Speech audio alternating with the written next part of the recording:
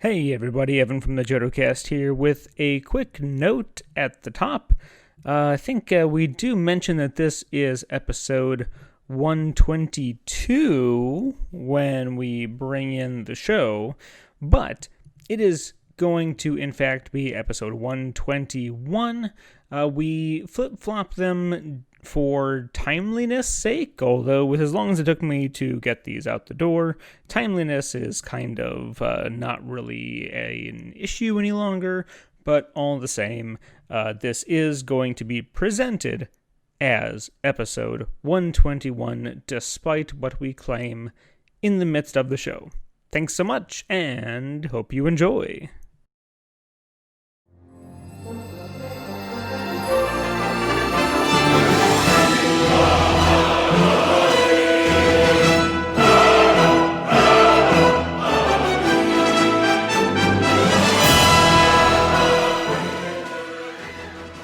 Bright suns, and welcome back, everybody, to another episode of the Jodo Cast. Somebody just got back from Florida. Yeah, we did. Episode 122. Unless my chronology is off, I'm Evan Lewis, joined as always by Leo Andre, who did not go to Galaxy's Edge last week. That's okay. I won't hold it against you. And it's not that okay. Joe Latovsky. I'm trying to do an ASMR thing here. Wait, I remembered I was going to use a different quote each time. Yeah, you were. Well, what do you know? There you go. Oh my goodness. I mean, hey, that's Joe for you. What can I say? All right, we are back. So thank you all. That's why I'm here. Oh, man, oh, Chevez. Oh, y'all are in for it now. It's been too long. We've got too much pent-up emotion, I guess. I guess there is no emotion. There was only I try my best. Well, because I'm a professional podcaster, you know, it's weird to... You always want to not do so much chit-chatting off air so you can save it for the audience and recording. So I try and not show or release any emotion until we hit record. And so it's been a while since we've recorded. So this is where all the emotions are going to come out, guys. He's Spock in the sheets, Kirk in the streets. That's the wrong podcast. I guess if I really want to talk about that... It also sounds... I would do a Star Trek podcast. What would we call that one? The Barclay cast. I don't know. Is there a Jodo? You'd have to TKPM style that, because I have seen very little Star Trek. If we were to do a Star Trek, it would have to be, I would like it to be some sort of reference to Morn in some way. I don't know. I can't think of anything, but I want us to pay homage to Morn in our podcast title. Yeah, I think people he's the real hero and heart of Deep Space Nine, in my opinion. Really is. DS9 is the best show. Let's be honest here. But no, I'm sorry for anyone that got really excited at the possibility of us doing a one-off Star Trek episode.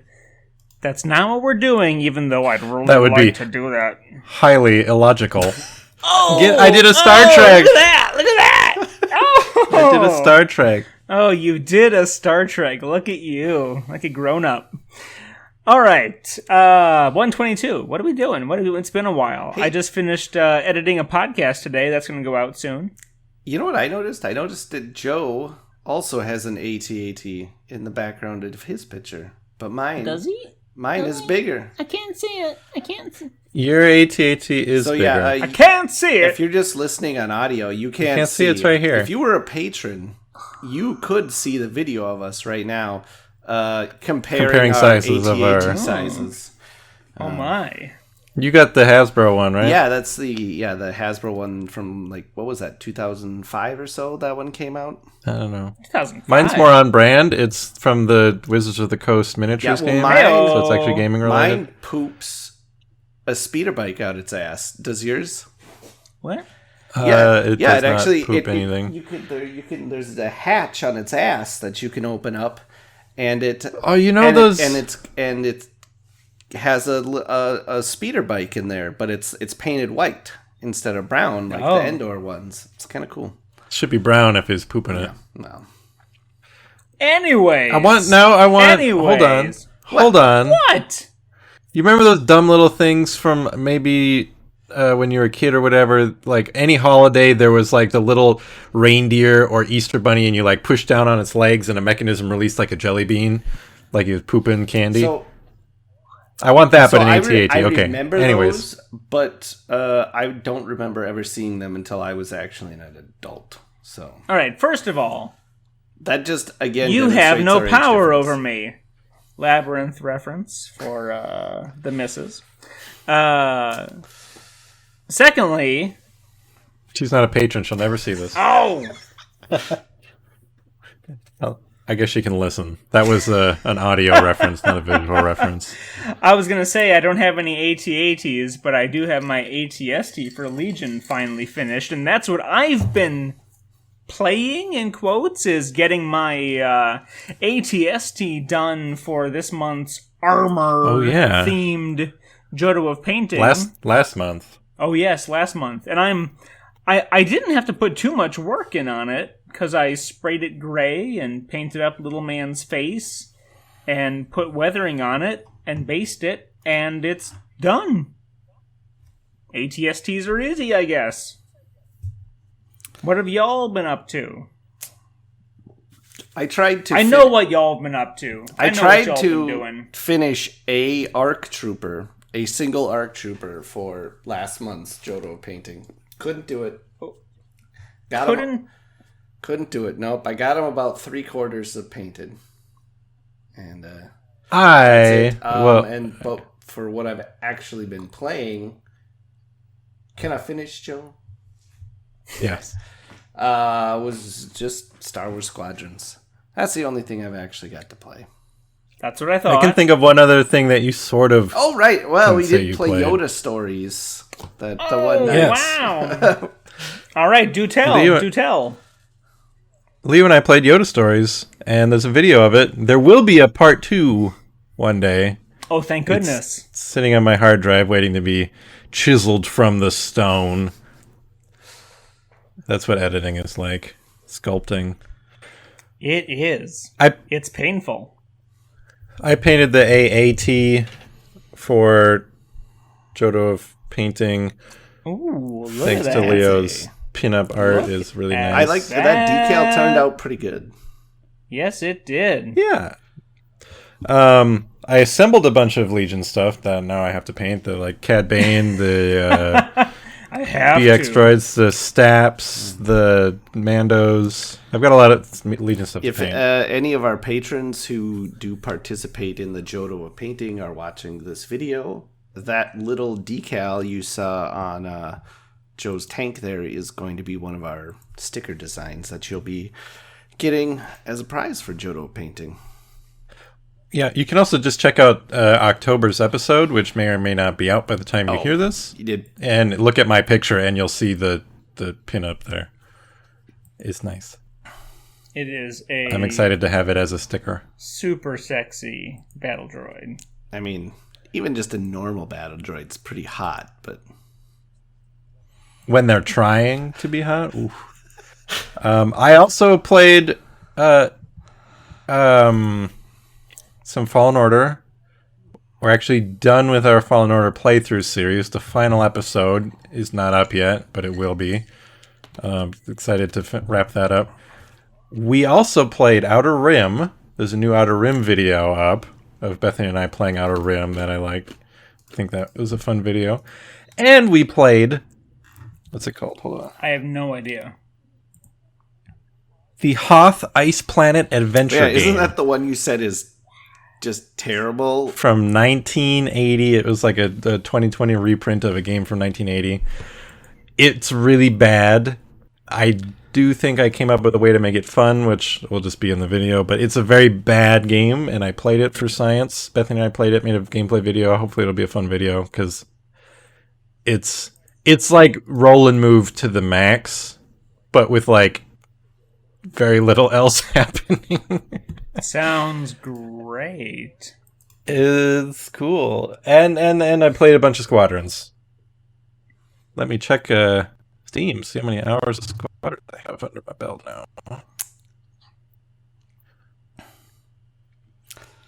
So, and if I'm correct, Evan, you said you have not had a chance to pick up Squadrons. I have picked it up. But you have not played it yet? I have not. Well, I mean, you had a good excuse, which was like, you know, you were at Galaxy's Edge, and then you were moving into a new house and stuff. Yeah. But yes, I was at Galaxy's Edge. And I had some food at Docking Bay 7? One of the docking bays. Not a real Galaxy's Edge fan, huh? Apparently not. But it's very good. I gotta say, I was playing Squadrons, and my pilot goes, "I could go for a Ronto wrap right now." I really want to make those. I bought the now that they've started selling Galaxy's Edge merch at Target, I picked up the cookbook, and I've been making a bunch of the food from there, and actually more of the drinks, but food too. Yeah. Have you made any of the like actual ingredients that they tell you to make, so you can make the actual? So far, the only one I've made is the the was it like the Dagobah slug syrup or something like that for Yes. making some drinks. Yeah. No, but I made like the Mandalorian stew. Oh, that is good stuff. And then I made this one thing. I don't even remember what the fake ass, Star Wars name they give it is, but it's a pork tenderloin stuffed with like fennel and apples and stuff. Oh yeah. Oh, it's like a fentanyl? I'm not going to think of it. It's not a Ronto of any sort. It's a puffer pig. Yeah, it's puffer pig. Yeah. Stuffed puffer pig. Aw, they're cute. Don't eat those. They're good. Delicious. It was really good. I like that, but I really like that Mandalorian stew. Damn. And I those Ronto wraps are like next on my list of stuff I want to make. Yeah, they don't have the kefta like vegetarian kefta balls in the cookbook, but had those twice because they were just that damn good. But they do have like the salad and stuff that comes with the salad them, and the hummus are in there. And man, both Galaxy's Edge at Hollywood Studios and the Pandora Canteen at Animal Kingdom are the two best damn food places in all of Disney. See, now I've never, the times I've been to Disney, I still have never been to Animal Kingdom ever. I mean, it's a good experience by itself, yeah. And the Pandora area will make you. That's the Avatar. That's the Avatar. Yes, isn't it? It's the Avatar. It'll make you wish Avatar was an actual good movie. I got Evan to swear. Yeah. because the ride is amazing, and the food that they have for it is also amazing, but the movie sucks balls. So yeah, like that's really good. You should go there just for that and to see dinosaurs because they have a dinosaur area. Dinosaurs are cool. I like dinosaurs. Yeah, dinosaurs are good. I know you love dinosaurs. They're building a new Jurassic World roller coaster at Universal down there. Are they? Yeah. Okay. Yeah, well, I think they just started because it's supposed to open like next summer or something like that. So they're also supposed to get Nintendo World, and I'll be all. Oh yeah. I'll be all over that too. Anyways, if you want me to regale you about Disney World, I will, but... Yep, this has been your, the Florida travel guide, your Orlando travel guide. So. Yeah, we usually do a Indianapolis travel guide I feel like annually. This is like the Jodo cast, sponsored by the Orlando Travel Board. If only. And I will tell you, Disney does a better job of enforcing virus-related safety implementation than any local business any school, anything else. I would imagine. I mean, they're going to be under a lot more scrutiny. Exactly. If there was going to be an outbreak, we would have heard about it. I think recent events, though, are scared some of the anti-maskers. So as part of my job, I do IT for lots of different businesses in the area. And at one of the businesses, it's Did you? I don't know. No, I'm giving. Yeah. I'm giving. He froze, pointing I froze? at nothing. No, I think Presumably I think he was pointing at Christian on his screen to indicate, "Hey, Christian, I'm using the glass you got me." Oh, I see. That's right. Well, I see. Get it? I didn't think I'd frozen. But anyways, Evan, one of the offices I listening. work at is a very conservative type place. It's the sort of office where they pass around, where some of the guys will just blast out emails to the whole company that are like, isn't Nancy Pelosi such a kind of, whatever. I mean, but anyways, so anyways, as I've been working there, I've been the only person wearing a mask. This week, today, when I went in for my my scheduled visit at that office for this week, there was at least like half the office wearing masks. And it's the first time I've ever seen anybody there wearing masks but me. So I mean, that's how it goes. Is I'm not going to care about it unless it affects somebody I care about. Then all of a sudden it's real to me. That's how it works in their heads. Oh, Evan's gone. Not that we were really doing much podcasting up until we now. were anyways. doing a pretty normal episode intro, I think. I have 30.4 hours in Squadrons, it says. I don't even know how much I have. I have a lot less than that. You have 8. I have 8. And I would like to talk about why, but I feel like we should wait till Evan gets here. Yeah. Come back to us, Evan. Evan. Ooh. I guess I could just start playing right now.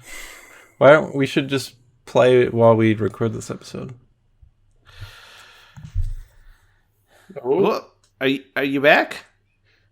Maybe. Okay. I mean, I was away for a minute, so I don't know if y'all finished up what y'all been playing. Yeah, we did, and then we got to the point where Joe said, "I've played 30 hours of Squadrons on Steam," and I said, and then I said, "I wonder how much I played," and then Joe said, "It's been 8 hours," and I said, "Oh, well, I would like to explain why." Oh, okay. Well, I guess we should just move forward and say this is the Squadrons episode if you couldn't put 2 and 2 together and read the title of the episode that says this is literally the Squadrons episode. So why has it the title, you primitive screwheads? This is literally the Squadrons episode will be the title. Tangent Squadron. Is that the name of our group? Is that the name of our fleet?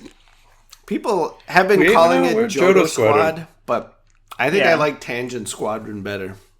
That's pretty good. It's much more telling. Okay, so yeah. Where do we begin with Squadrons? Let's back up like 30 days or so when. How about 20 years when the first X-Wing game came out? Wow. This is going to be a flashback. Going, okay, Leo, we're back at LFCHS. Football season just round down, so it's time for the winter one-act play. Man, I'm pretty sure X-Wing came out even before we were in high school. It's like 93 or yeah, 94, because the first X-Wing came out in 93, I believe. Yeah, so you're right. We were still in middle school. Yeah, because remember there was the Windows 95 CD-ROM special editions came out with Windows 95. So you're right. X-Wing versus TIE Fighter or X-Wing Alliance came out while we were still doing. I think X-Wing Alliance was 99. Yes, that sounds right. So anyways, we were still talking like this. Our voices weren't even breaking yet. Probably. Yeah, I mean, when I was a kid and I would call home, my dad would think it was my mom calling. It's an embarrassing thing to admit, but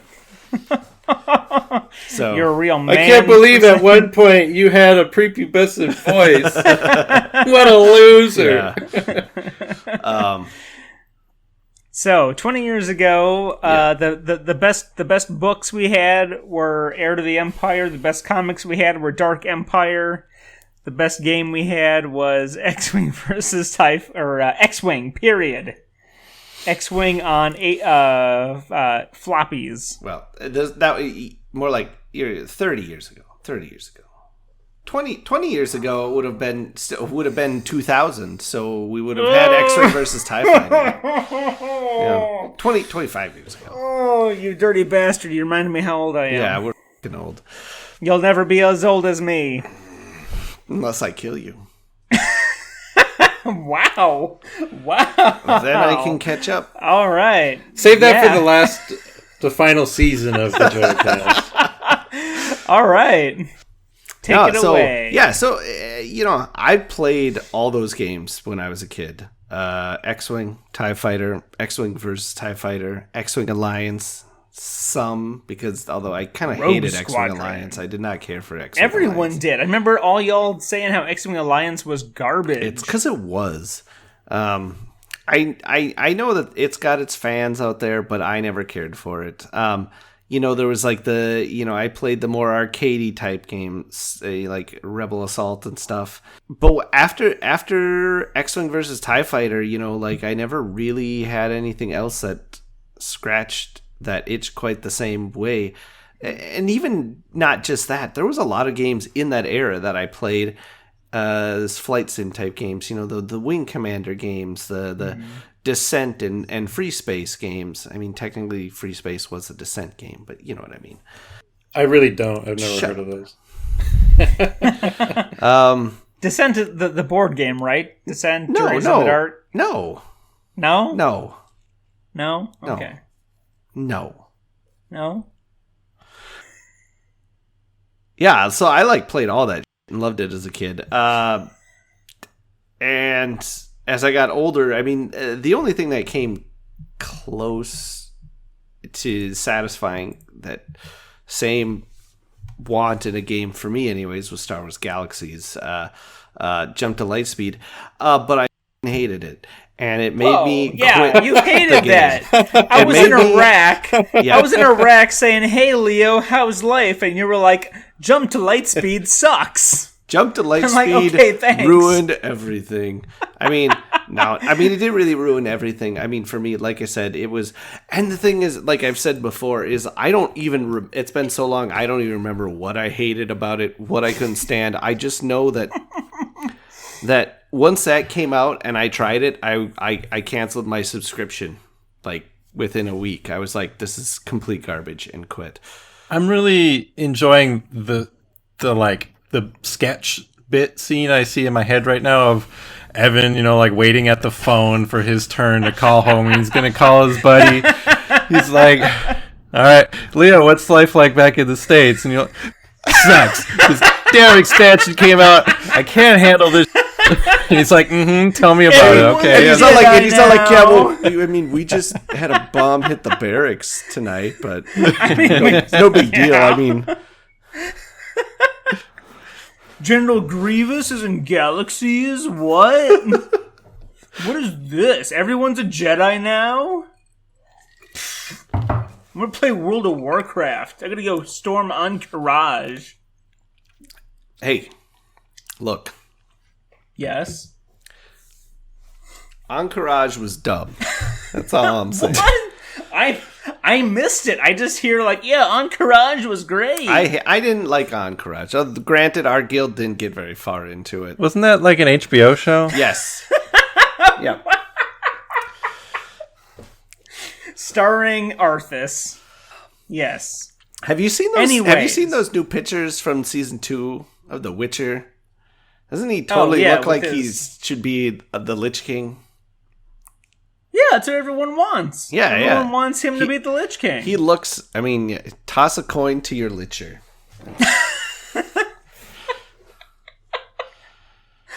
Oh, we're just gonna keep going on about the era. So then one day, era 2005. So then one day you played Squadrons. Yeah. And so it brought back painful memories, right? So for me, yeah, Squadrons is the game I've been waiting for since, like 96-ish or so.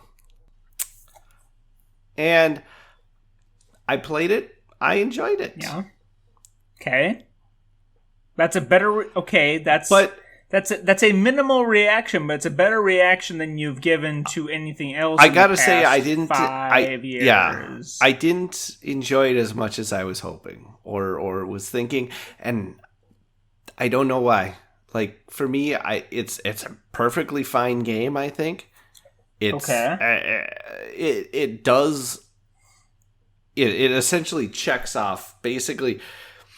I mean, there could be more ships in it and stuff like that, but for the most part, I mean, it checks off almost every box on my wish list of a game that I wanted, but I'm just not feeling it. I don't know. Maybe it's just I've been anticipating this shit for too many years that absolutely nothing can live up to what I've been dreaming of, or whatever. Sure. Can I ask if do you think it has anything to do with playing with a flight stick as opposed to just a gamepad? I don't know. That's one thing I've talked about is I've been thinking about getting just like a USB Bluetooth adapter for my PC here, so I can just pair up like one of my PlayStation controllers and try that because man, I am having a hard time with my flight stick. I am constantly way overcorrecting and having a hard time drawing a bead on my targets. And when I watch replays on kill cams, these guys, they just they just zero in on me and kill me. And it's and I'm if I was to I think I've streamed a few videos and stuff out on Twitch, so anyone else can go watch me suck if they want. But I mean, you'll see me. I'm just my crosshairs going all over the place, and I dialed my sensitivity way down on my joystick, and maybe I need to dial it down even more. I don't know. And maybe playing with a gamepad would, as much as I give the gamepad shit, maybe it would work better for me. And maybe it's just because I haven't played a game with a joystick since, 99, 2000. X-Wing versus TIE Fighter. Yes, I haven't really touched a joystick since then, so it's I'm way out of practice with that particular input.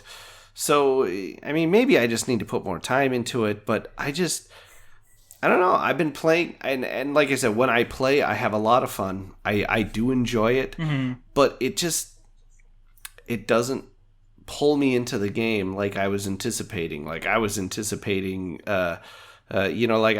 warned Mandy. I was like, yeah, this new game's coming out. I'll see you in a couple weeks. Maybe you just gotta spend an extra and get a VR headset. That's what you're missing. I just need to be more immersed. But instead, since release, I've only played 8 hours because I just end up coming up with better stuff to do with my time. It's I could go play Squadrons, or I could, I've just been playing a lot of Bloodborne instead lately. That's not a bad way to spend your time. It's not. But...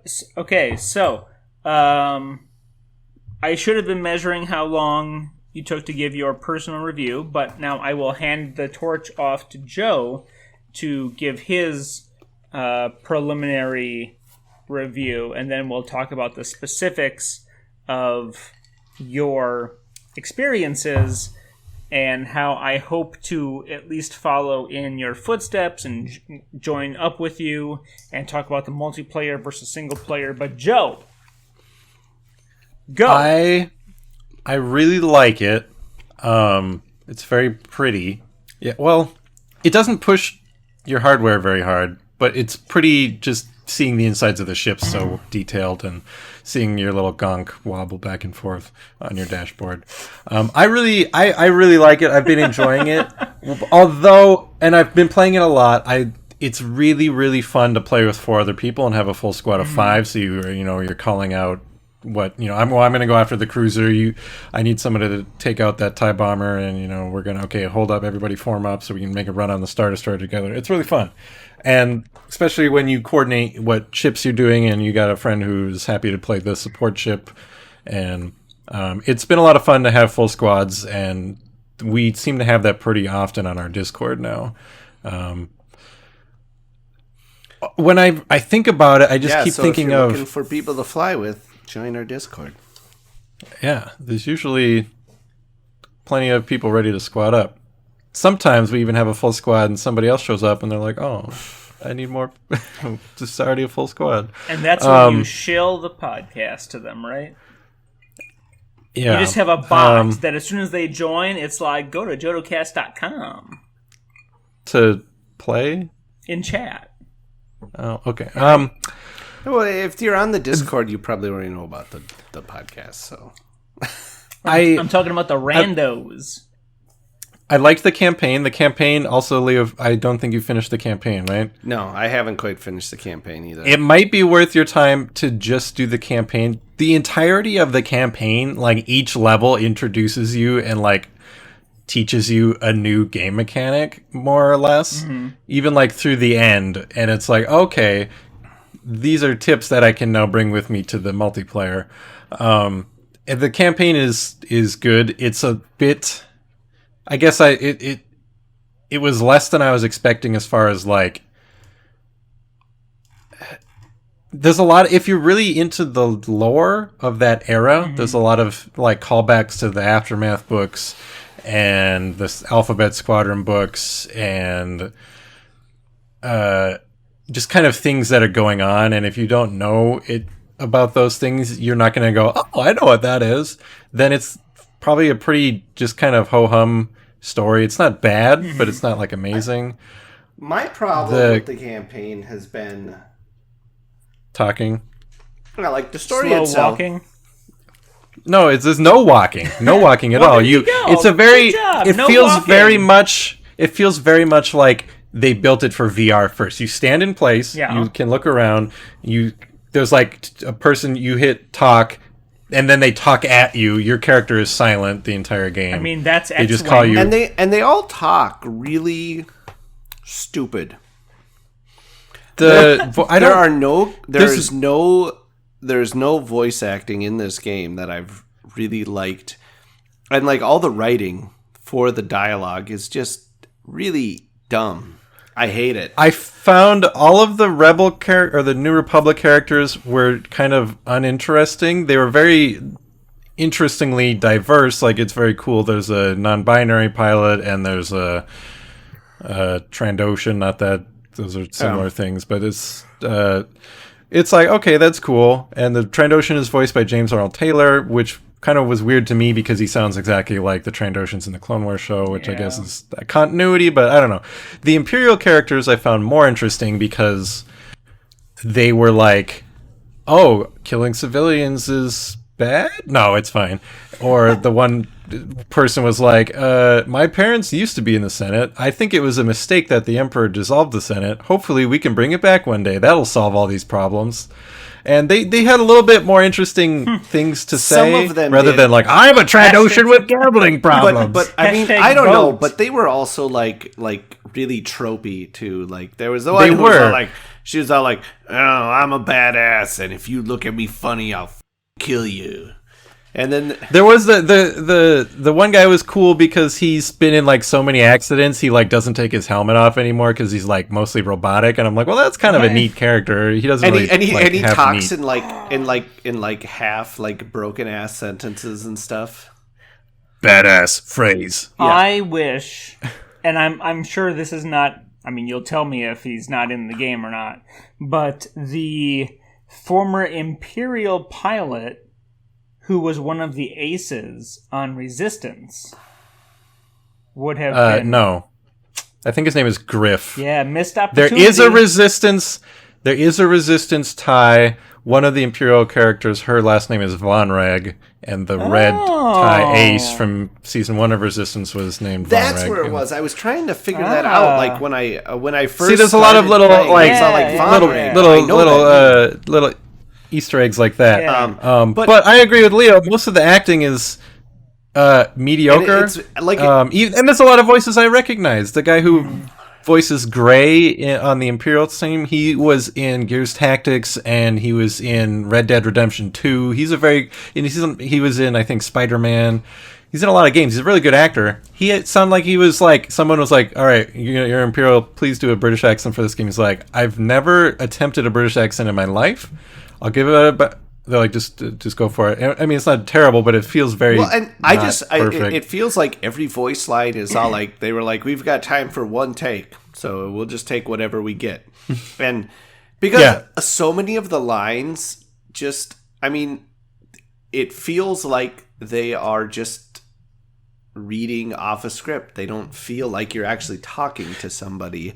I think they did mocap, though, because the best actor and character in the game, Hera... Vanessa Marshall was there, and she said that was her first experience doing motion capture was for this game. So I would imagine if they let her do motion capture, because she's a very small part in the game, right? The other actors must have gotten to do it too. Maybe, but I don't know. That could all be down to whoever the director of those scenes. It's true. Was. I mean, and the characters don't do much besides stand there and go. And that's tug on my gloves. A lot of glove tugging in Squadrons. Compared to like Rebels, where they're all in the booth together and they all have the same director telling them, okay, in this scene, you guys... there is very little dialogue in Squadrons. It's monologues. When you're on the ship, there's a character talking at you. When you're in the game, in cutscenes, it's cool, and when you're in your ship, then there's like, things happening. But when you're like between missions, you look around, okay, I can talk to this guy. They're going to tell me some mostly irrelevant things that have cool little backstory bits, but mostly irrelevant to the story. They're backstory bits. Let's leave the cool part off. Yeah, I actually don't remember. Well, the one Grace on the New Republic, her parents work for Sinar, and she's they're ass because they make TIE fighters. They don't work. I mean, her last name is Sinar. They own it.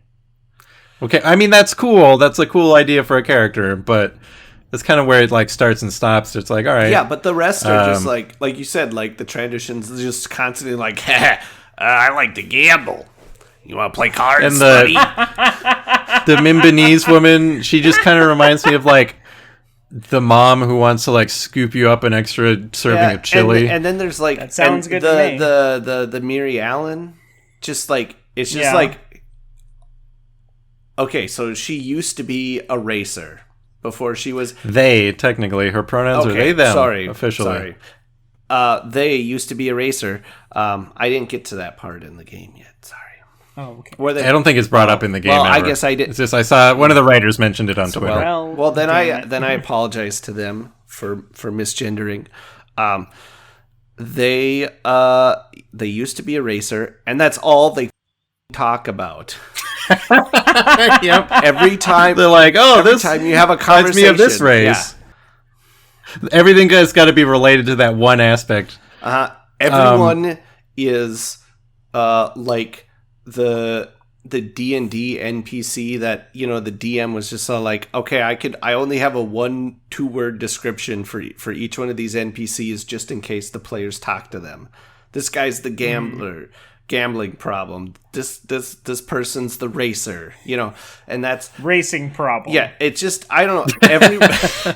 Everyone feels like so one-dimensional, and so it's like I don't know. I just finished reading. I don't want to talk to anybody between missions, but at the same time, I don't feel motivated to then go play the mission without getting this exposition. I mean, you can't leave something unclicked. Yeah, and that is part of the reason why I haven't advanced further in the campaign, because I find it to be a chore, because part of my psychology demands that I talk to all these people, and it's just every moment of talking to them is torture. If there's anything KOTOR taught us, it's talk to everybody. Or Mass Effect. Or Dragon After each mission, you got to walk around your whole ship, talk to everybody, make sure you don't miss a single thing. Yeah. But in this one, they talk at you. You just go. One important thing I did find out is so before you start a multiplayer mission, and I guess technically before you start your single player missions too, you're standing around in this briefing room area. Yeah. And you probably can't, I don't know if you can do it you probably can't do it during the single player briefings, but during the multiplayer, you're basically, this is like your lobby where people can set their loadouts and things like that for their ships before you fly off in the mission. Yeah. But once you're just standing in the briefing room, you can just emote at each other. That's all you do is you stand around the table and you send emotes at each other. Like Overwatch? Yeah, but you can't move around and do anything. You just stand there stationary and go, no.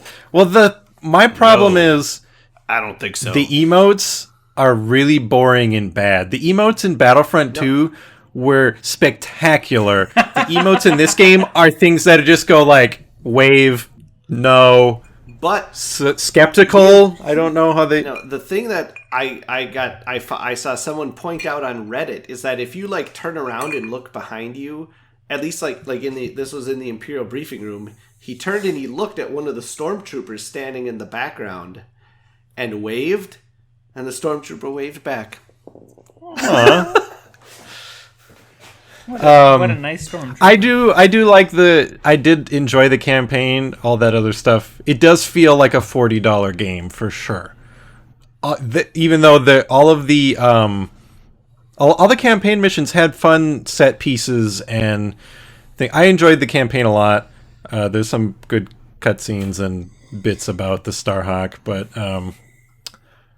I like the gameplay. I don't have a whole lot to say about it. Well, I do. I don't have a whole lot of positive to say about it, except that it's all very good, except for the things that I can't get off of my mind. I did actually put out a video of my recommendations for the controls if you use Gamepad, because I did not like the default controls at all. They threw me for a loop. I had to do a lot of tinkering to find something that I was comfortable with, and that has helped. There's a lot of bugs in the game that I don't think we need to talk about, because they are going to be doing some maintenance on the game tonight. So by the time you hear this, maybe they'll all be fixed. Hopefully. I don't know. There's a lot of really dumb bugs where the ranking system is entirely broken and doesn't work at all. But the gameplay things that I don't like, that I initially thought was kind of cool and novel, was you can go to speed 0. You can do a dead stop and just sit there and float and look around and do whatever. And I was like, well, this is neat. I haven't played a space game where this is a thing you can do. And then it became a problem, because there's a number of if you can also, the way the shields work on the capital ships is kind of like in Last Jedi, where there's a big bubble around it, which is not Star Wars standard, but it's for the game, because you can fly under the shields and shoot the ship directly without having to. It works for gameplay. But now that you can go to a dead stop, players have discovered, well, I can just park at the nose of my capital ship, fire out of the shields, and I'm essentially a fun turret that can shoot everybody coming at the ship. And that's annoying. On offense, you can fly up to the systems of the ship you're trying to break, park face to the ship, and just fire away at it. And if there's enough of the team doing that, it's not like, obviously you're a sitting duck if you're not moving, but sometimes it takes a second for somebody to find you, and at that time you've done a lot of damage. And if they're on the other side of the ship, you gotta... Bombers can put out so much damage that when you do that, I mean, even if somebody finds you almost right away, you've already put out a ton of damage to where you've possibly halved or already destroyed a system. So, right, I think that being able to go speed 0 is just doing negative play experiences and encouraging negative strategies. I mean, there's another strategy. It is, something that's always existed, like all the way back to X-Wing, though. You could do speed 0 in that game as well. I mean, I think I don't know if they should eliminate it. I think it would be nice if maybe it just makes you take more damage when you do it, or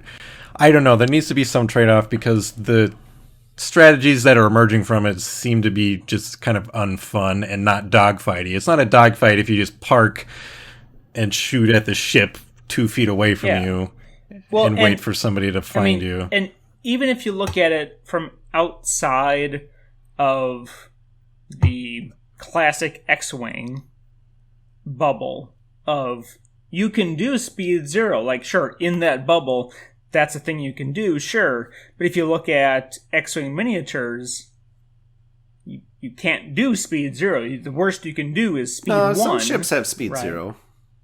Oh, which... Like the Lambda, mostly big ships, Tug. like the Lambda, the Decimator, the TIE Striker. Sure. The new the Adas that they just announced today. If you are docked with the hyper ring, you can do speed 0 maneuvers. If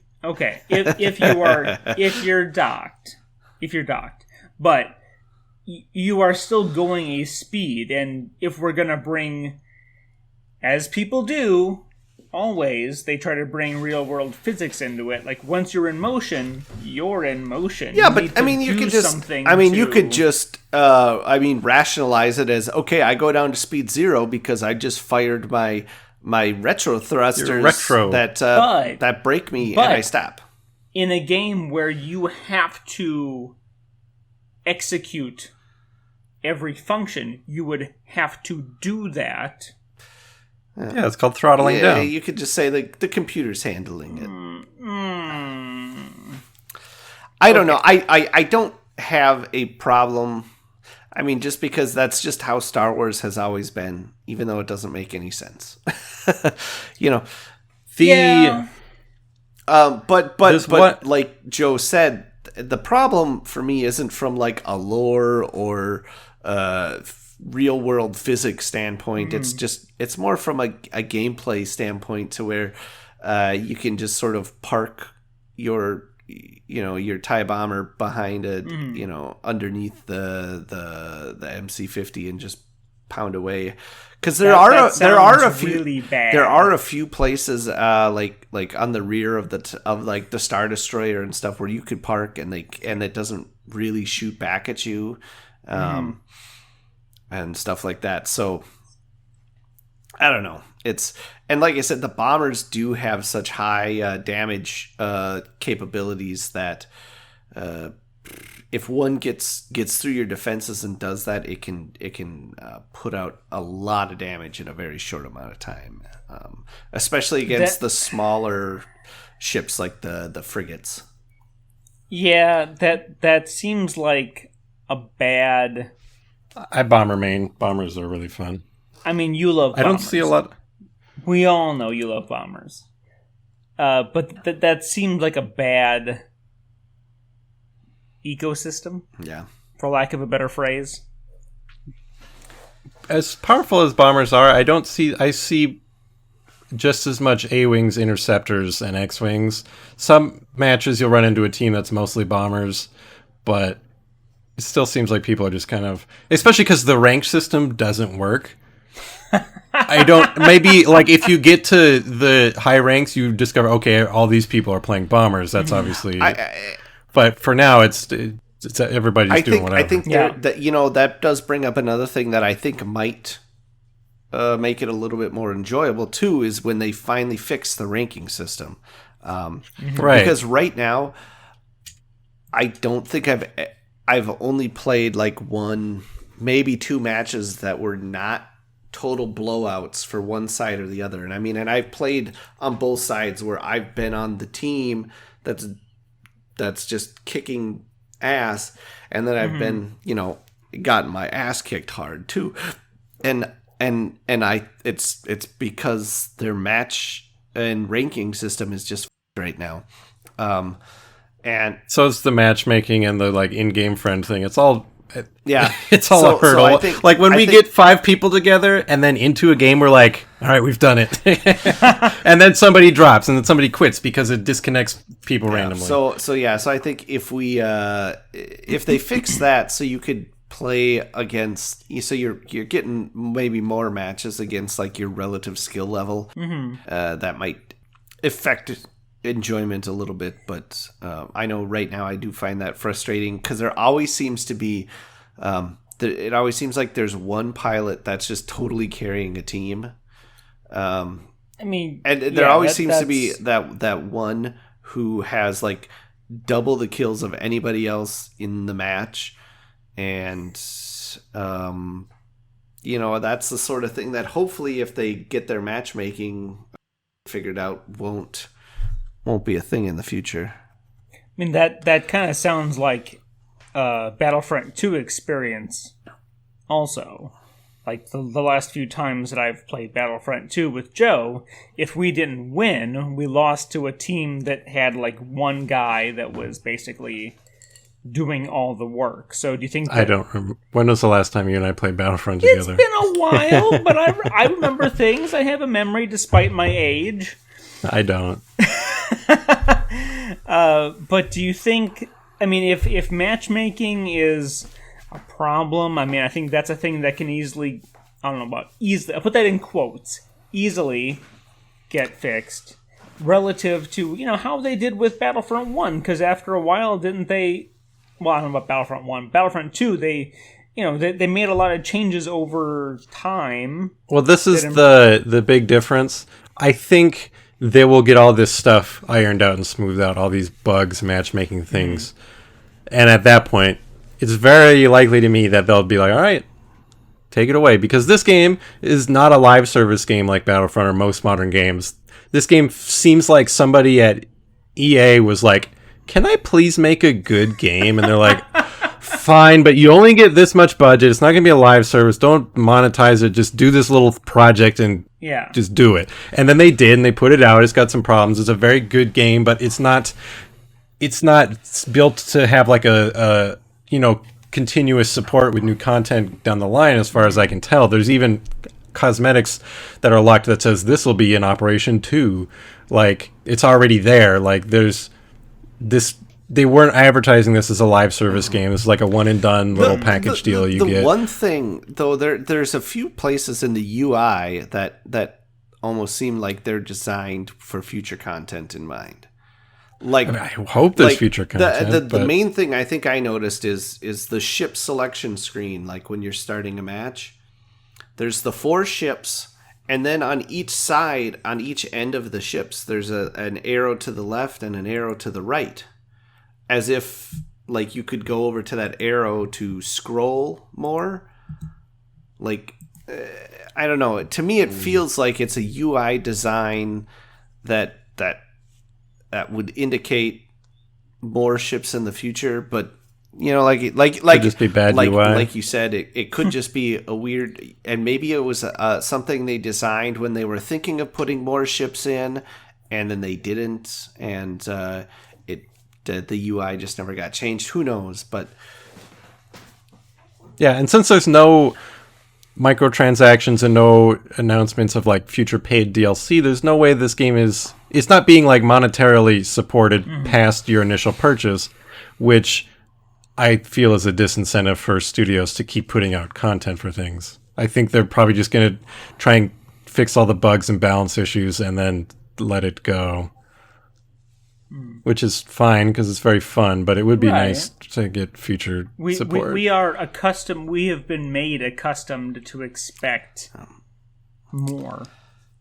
Right. Yeah, that's why I mean I've seen some people suggest, what if this is sort of like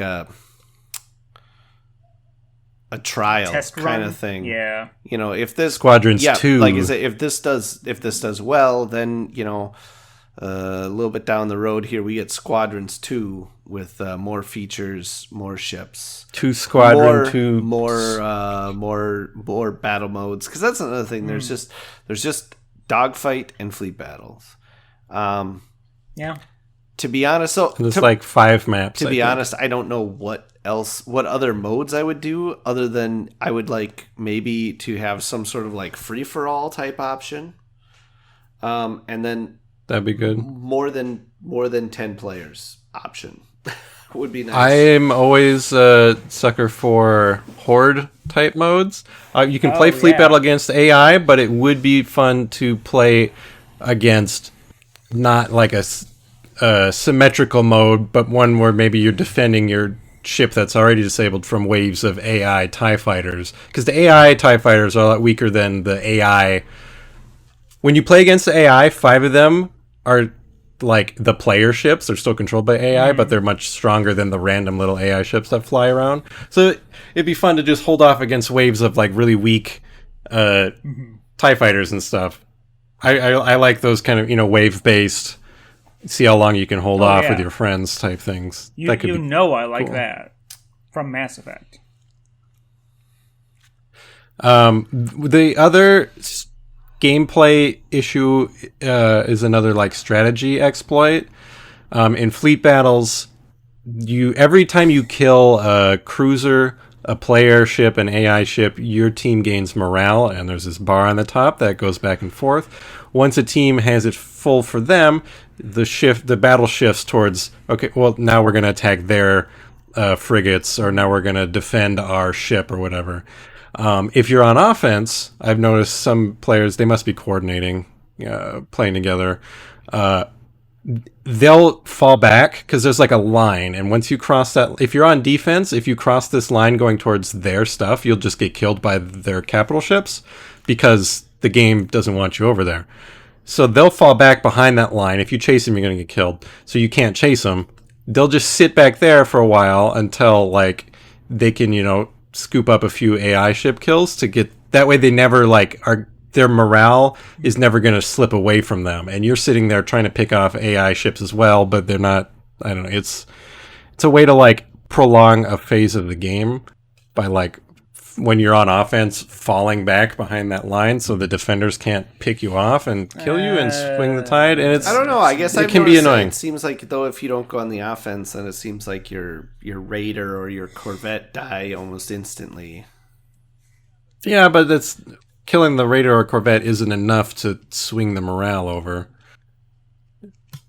I don't know. It's not as annoying as the people who just kind of, it is kind of annoying because sometimes you're sitting there on defense. One game we were just sitting there, we all just parked by our ship and we're like, I guess we'll just wait for them to come back because they all left.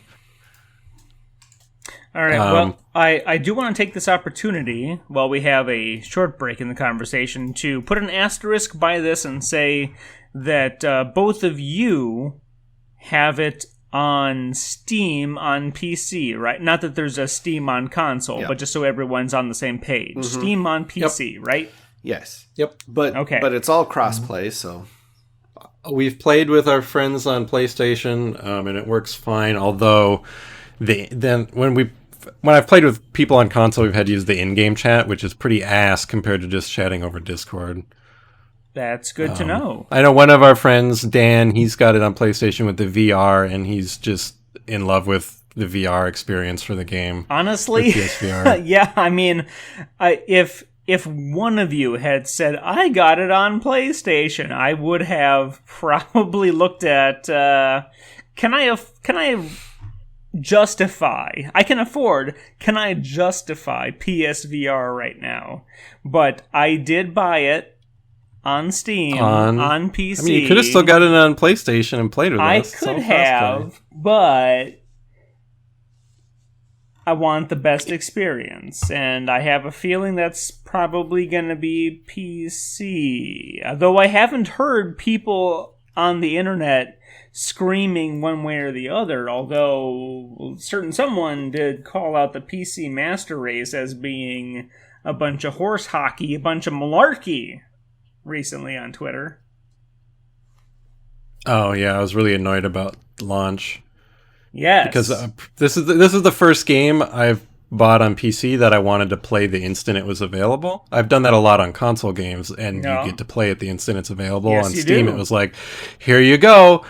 Now wait an hour for it to unpack all this. I'm like, oh, just get a better computer. It took me like 3 minutes. my computer's Not very you good. got apparently. a new computer, didn't you? Didn't you just get a new one? my computer's You probably got a not 2 years old. Yeah, Leo just got a brand new one. Okay. My computer's like a year. It's almost 2, I think. Yeah. Mine is 2 years old. Throw that but junk away, man. She's It's pretty an good. antique.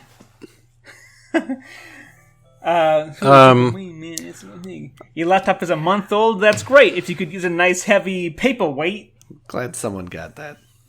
Yeah. That song is always in my head, sadly.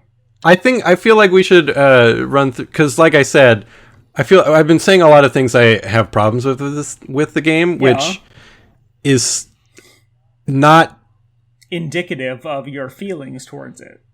I still really like the game, and I've been playing it a lot, and it's very fun with friends. And these are just the things that keep standing out to me. I'm like, well, if these things weren't there, this game would be perfect. Oh yeah, and like I said, I mean, I think the game is great. I think it's a good game. I just, for whatever reason, don't find myself compelled to play it. Yeah. And that's fair. Which I don't, like I said, and I don't even really know or understand why. It's just, that's what it is. It's the great mystery of why garbage TV and garbage movies are compelling to get you to like see what happens next, even though you know in your heart of hearts that these are trash movies, trash TV series, but you want to see what happens. As a very good example, last night, instead of playing Squadrons, I, for whatever reason, decided to watch Battlefield Earth. Why would you do that? Holy shit. Is that really that compelling? Oh, well, I hadn't seen it since because it came out high school. Yeah, it came out when I was it my senior year? You were a junior. Or was it when I was a junior? Yeah. Yeah, I remember. I went to go see it in the theaters with Linnell. And you told me about it in web design class. Oh yeah. Good old web design class. Yep. You guys had web design class back then? Oh yeah, we used Napster to teach the class even because that was just Napster hour. Yeah, we didn't actually design anything. We would just whip something up in GeoCities and then show it to our teacher because she didn't know shit about web design. So whatever we showed her, she was amazed with, and we would just like, and instead we would spend the rest of the time finding ways around the school's firewall and then doing whatever we wanted. They actually put a firewall up the following year, huh? Wow, well, yeah, amazing. No, they did have some systems because remember, because the one time the admin left himself logged into the program, and I think was it Kyle who found it. And Hokinson? Yeah, and made himself an admin login. That sounds right. He was a nuclear engineer on a sub, I think. So yeah, that sounds about right. But yeah, it was sort of like an escalating war at our because at first it started out they had a program that would run at startup that would block certain websites and things like that. But that was easy to get around. You just would go into the config file for startup and just delete the startup command for that app and then reboot the computer and it wouldn't run at startup. And then you could do whatever you wanted.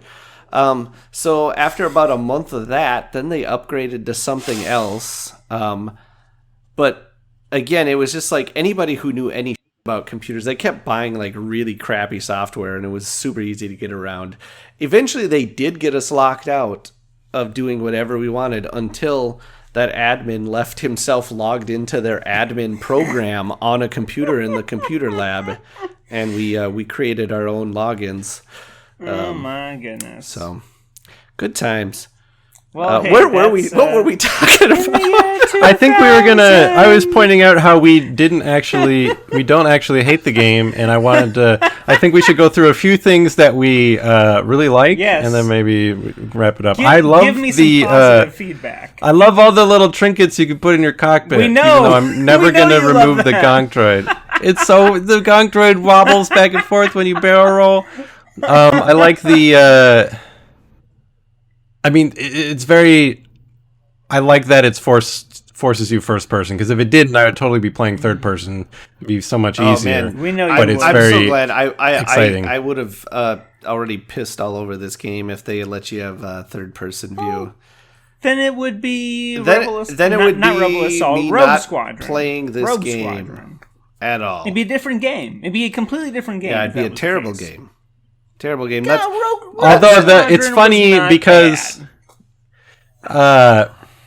when in first person, I can tell that like my ship's physical model isn't the shape of my ship, because if I'm in an X-wing, I'll go through a tight space that my cockpit can fit through, but I'm like, my wings should have been clipped off, but they weren't.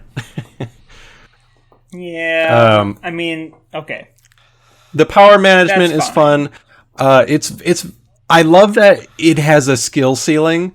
This is the first multiplayer game I've really gotten into since Gears, where the differentiating factor between players is just going to be your skill. Obviously, if you've played it a bit longer, you have access to different components. I love that the components they all cost one little resource, so you can get whatever you want in whatever order you want. There's not like the best one is waiting, and they all have drawbacks, and they're all side grades. Looking at all the different components, I don't think there doesn't seem to really be any that stand out as this is the item to have. I mean, there's some that are good or bad for other things, and like bombers. I think their beam weapon is it's really good for attacking the capital ships, but not very great against fighters and stuff like that. Oh yeah, and there's other drawbacks and things like that, to where I think it all balances out to where I'm not as annoyed with the purchasing upgrades as I was initially.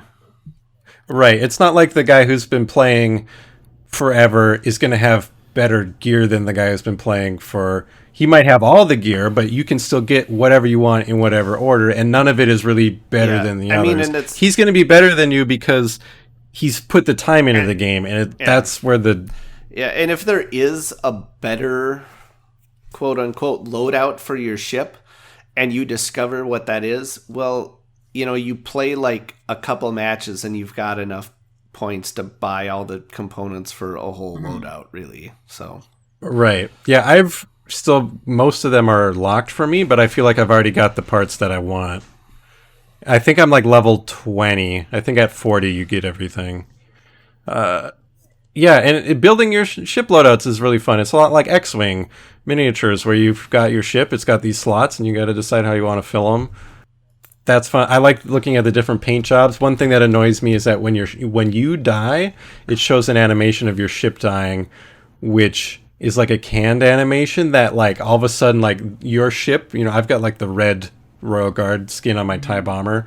It blows up, and all of a sudden it's just a gray TIE bomber that separates, the soul of my ship comes out of it. I'm that's annoying to see. Weird.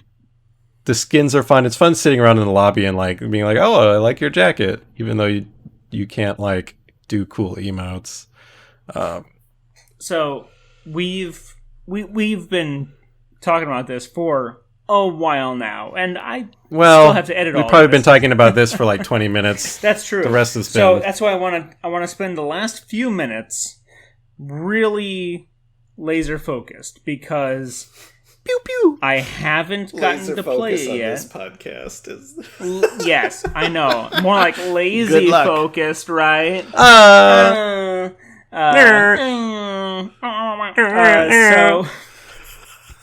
did I ever tell you guys about the time I did professional sound effects? Let me spend the next 20 minutes. So, all y'all have gotten to play it a whole bunch. I've played it 0 minutes yet. When I get in there, am I going to feel like I should not... Am I going to feel forbidden from jumping into multiplayer if Joe puts out a call on the Discord to Jodo Squadron to jump in now? Should I say no? I still have to complete the campaign. Nah. No. Nah. Neither of us waited to finish. I think finishing the campaign will give you a much better idea, and you won't feel lost. Okay. And you won't go, "What's this? What's that? I don't know how to do this." But also, if you're joining us, we'll be there to explain things to you. Mm-hmm. There's stuff to get your head around and things. It's not like overly complex, but I'd say beating the campaign is not a prerequisite to playing multiplayer. But I mean, if you don't have people begging you to play with you, you might as well finish the campaign first, because it does teach you a lot. Okay, so I'm going to bracket this really quick. Asterisk, exclamation point, and star. I failed to shout out to our patrons who joined us earlier. We had Meat Castle in chat. Now we've got the Beard 1808 in chat. We've got White Fox in chat joining us. And we got a question from White Fox. Has anyone completed the campaign yet? Because he keeps getting pinged for matches with friends, because that seems like what this game was structured around, is jumping in there with all your friends who want to get in there. So how about that? Yes. Campaign versus multi? Well, it does feel like that's what's going to keep us playing this game. It's so much fun to play with your friends. Mm-hmm.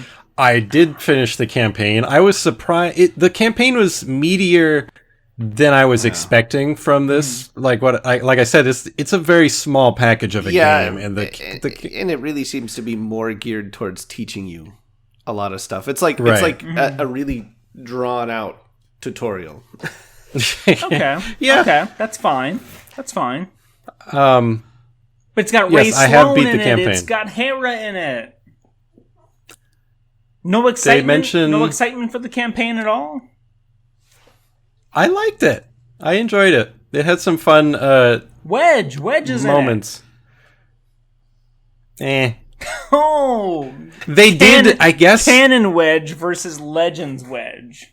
This is more of a Legends Wedge, to be honest. I don't think Rogue Squadron in this. So, I mean, yeah, he's like, I'm Wedge from Rogue Squadron. I'm like, well, that's cool. All right. But he was just kind of, it felt a bit fan servicey, to be honest. That's fine. So, I was just happened to watch a. Oh yeah, it is Dennis Lawson. Yeah. I just happened to watch a Squadrons video that somebody made, and he's playing it on like launch day, and he gets the random name for his pilot, and he's like, no, this is dumb. Like he got like Clarissa Cloud Cutter or something like that. He's all like, it does explain it all. This is just generic brand Skywalker. He's all like, I need to be. I'm Wedge Antilles. No, wait up. My character's a girl. I can't be Wedge Antilles. I'm Wendy Antilles. I'm the daughter of Wedge Antilles. You guys didn't know this, but he had a daughter. And then he's like playing the campaign, and he's all like, and then he gets to that mission, and he's all like, "Hi, I'm Wedge from Rogue Squad," and he's all like, "I'm your daughter. Don't you recognize me?" I think that's most of the mission is follow Wedge. Wasn't Rogue Squadron on N64 that? That was like the first mission and stuff. Yeah. But after that, I mean, you were kind of on your own and stuff, so you're doing your own thing. Well, I like it, and I think if you need people to play with, just come to our Discord, and you'll be welcomed into Jodo Squadron, where there's usually people yelling at each other to come play with me. And if they want to find a link for the Discord, where should they go? You can go to jodocast.com. Available anywhere you find the internet. I also like the game. Do you think we're blocked in North Korea? And China? What? I don't know. What? Probably North Korea, since I think they only have a couple websites. Say, don't they have like their own completely walled off internet there? Yeah. So probably not China. It's kimjong.net. I'm guessing we don't have a lot of North Korean listeners anyway, so Hey, we might. Well, I said available anywhere you can find the internet, and I didn't want somebody to come and go, actually, oh yes. My school has a firewall blocking JodoCast. Hey, you know what? We probably did too. Leo does like the game. Yes, Which is I do something like we the need game, to which say. is great. I just don't know how much I'm going to be playing it though. Which is, like I said, it's a weird. I have weird feelings about the game. I don't know. I like it. Just don't have a lot of desire to play it. I just really want the rank system to start working because I want to know how good I actually and like I said, am. maybe I'll play more once. If they fix that here with this patch that's coming out tomorrow. Yeah.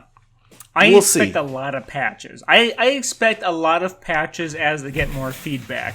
And apparently, in some way I heard before I went on vacation, but White Fox in chat reminds me, no one can buy a flight stick. Do we need flight sticks? Like back in 1995, I'm playing Microsoft Flight Simulator. I guess we are now too, anyways.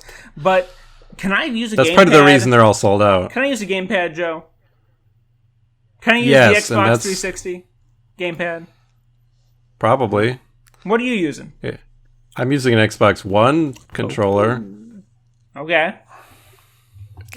I mean, and like I said, I feel like switching off my flight stick and giving a gamepad a try. I feel like the controller's probably the most competitive option. It's obviously not as immersive as a HOTAS or a flight stick. Our friend Chris is using mouse and keyboard, which weirds me out that you would play a flight game with mouse and keyboard only, but he seems to be doing fine.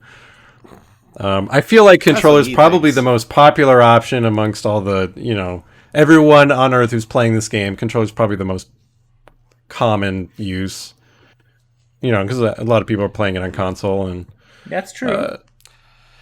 It seems like a console-friendly game.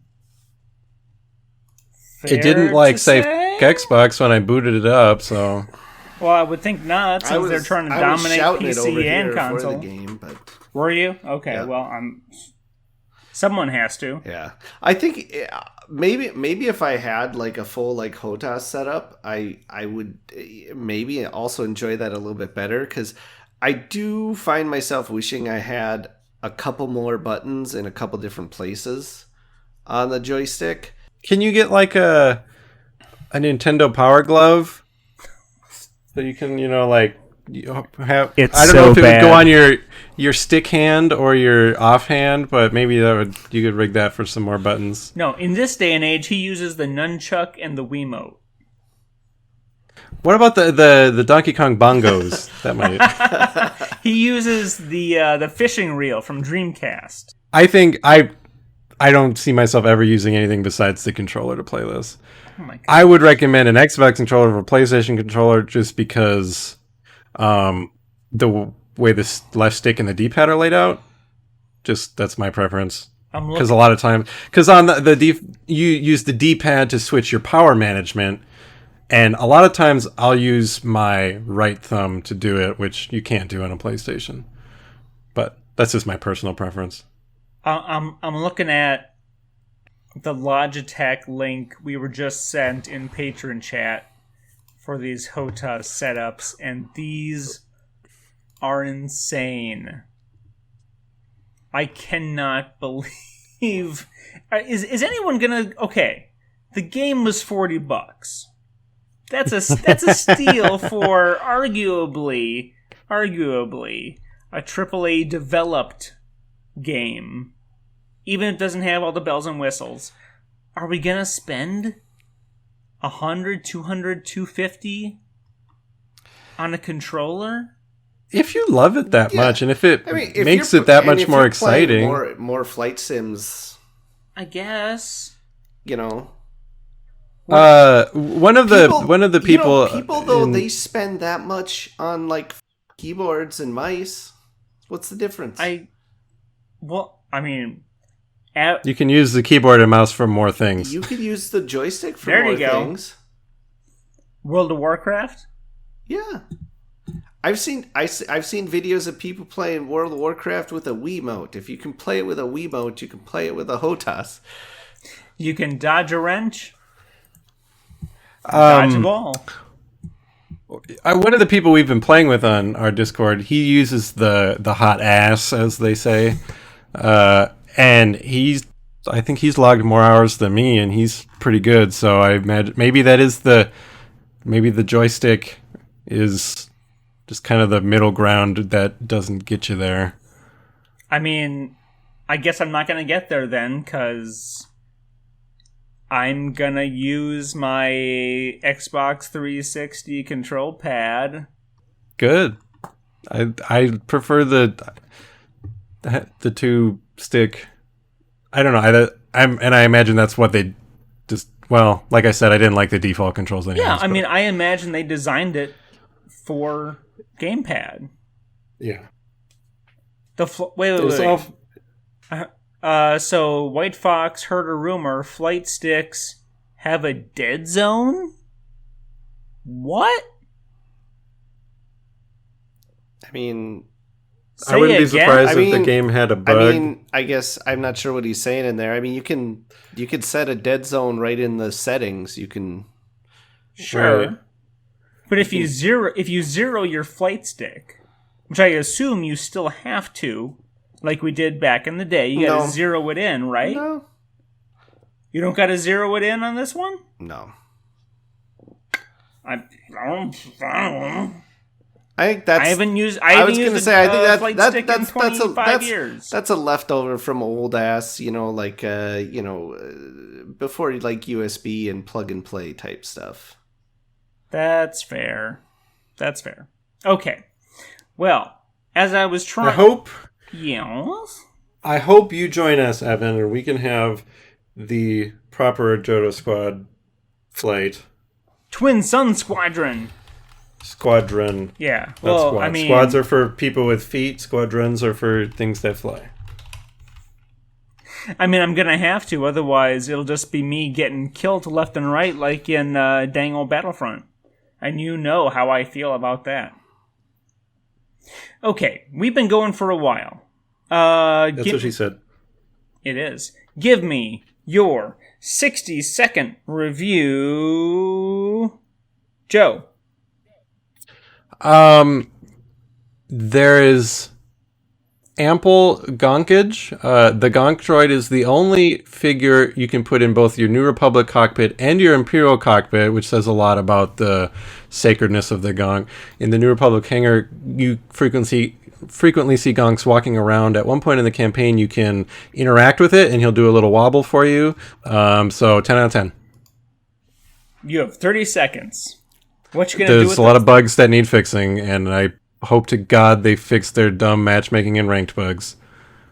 20 seconds. Y-Wings are cool. Okay. TIE bombers. TIE bombers are cool. Okay. It's just come play with us. It's pretty neat. It's got issues, but not so many issues that you shouldn't play it. All right. Unless you don't want to. That's fair. I'll add your 5 seconds onto Leo's time. Leo, you have 60 seconds. What's your review? Like 65. Go. 65 seconds. Yeah, so like I said, I think it's a great game. It's a lot of fun to play, but weirdly, right now it's my contender for our when we do our year in review for most disappointing game of the year. Whoa! And like I said, and it's because it's all just because I just haven't been playing as much as I thought I was gonna, and I don't really know why. Wow. Like I said, so that's it. Is like it's the best game. I'm probably not hardly going to play at all. Okay. You got 10 seconds. This or Fallen Order, which is better? Fallen Order, still the best modern Star Wars game. Okay, Joe, you get a rebuttal. Is it a rebuttal if I agree with him? You get a responsory. You agree with him. He agrees. Fallen Order is better. Okay. Well, that's very, very interesting. I'm looking forward to seeing what they do for us between now and the end of the year, because EA knows when we put out our Game of the Year show. So they're going to be looking at that as their deadline to put out either fixes or new features, whatever they got to do. They know what their deadline is. And with that... You're not wrong, Seth. Well, you got to tell the listeners. Yes, it's really annoying for people who aren't actively reading he is right, but what about what? What is he right about? In chat, White Fox says that this is, it's the spiritual successor to XVT that we've been looking for, X-Wing versus TIE Fighter. And yeah, I mean, he's not wrong. I mean, like I said at the beginning of the episode, this game basically checks off every single box I could have asked for. I just have no interest in playing it now that I actually have it in front of me, and I don't know why. And that's that. So, and that's, you know what? That's perfectly fine. You know, when we say check these boxes and they do, and we're still like, well, okay, but where do devs go from there? Where do writers go from there? But that's something that we can explore. Play more Leo. That's the message of today's story, is play more Leo. With that, we're going to close this out because this is going to be a long one, and I've got an episode to release, 2 episodes to edit, and I'm tired, and I'm moving. And yes, I took a vacation in the middle of my move to a new house, and that's on me. But suffice to say, I'm glad we're doing this. I've missed it. And thank you, Leo. Thank you, Joe. Thank you, all of our patrons joining in chat. And I failed to say, if you want to be an awesome person who joins us in chat and gives their live feedback on an episode, you should go to jodocast.com. Follow the link to the Patreon, which is patreon.com/thejodocast. And then join the Discord, also available through jodocast.com. You can join the Discord without having to be a patron. But if you are a patron, you get a cool orange name. There's a secret room that is full of secret activities, including joining us in a live recording. Yes. And getting this video exclusive recording available to you within 24 hours. Yep. So in the future, when Joe tweets out complaints about how he can't properly represent his beard and mustache in character creators, you will be able to look at these videos and say, yeah, that's a freaky beard and mustache. I'm just kidding. That's right. It's not freaky. It's fine. It's not. It's fine. It's fine. It's hard to find styles. Fine. There's only very few. You can look up the Van Dyke. That one I can pull off. That's always going to be my fallback if everything starts getting too weird. You know what? Van Dykes are solid. They are solid. And yes, I've heard the VR is amazing. I want to get the VR I can do this. I've heard 50-50. I've heard some people say it's amazing, and I've heard some people say it's nausea-inducing. So, I don't know. But I also they haven't spent enough time in the G-Force rig or whatever. I also want Vader Immortal. I also want the Journey to Batuu. I want all the Star Wars VR. There's so many options. Okay. Bracket that conversation. That's for later. We're going to sign off for the night. Thank you all. Thanks again. Joe, Leo, patrons, listeners of all ages. What is it? High moons and safe travels.